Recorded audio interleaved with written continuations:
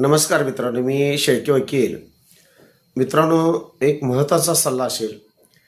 आयुष्यामध्ये तुम्ही गरज असेल तरच कर्ज काढा. शक्यतो कर्ज काढू नका. आणि जर कर्ज काढायचं असेल तर फायनान्सचं कर्ज काढू नका. फायनान्सचा व्याजदर मित्रांनो कमीत कमी वार्षिक 30% म्हणजे 1,00,000ला 30,000 रुपये इतकं व्याज होतं. जर तुम्हाला कर्ज काढायचं असेल तर नॅशनलाइज बँकेचं कर्ज काढा किंवा खाजगी बँकेचं कर्ज काढा. आणि कर्ज समजा तुम्हाला पर्यायच नसेल फायनान्स कंपनीचं किंवा कोणत्याही बँकेचं किंवा पतसंस्थेचं जरी कर्ज काढलं तर मित्रांनो, कर्ज काढता वेळीच तुम्ही जादा एक हप्ता भरा. म्हणजे सुरुवातीला कर्ज काढताना 2 हप्ते भरा.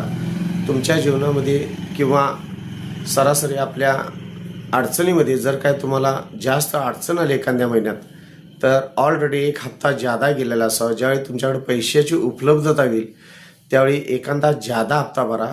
आपल्या दारात कोण येता कामा नये एवढं मित्रांनो तुम्ही सांभाळा.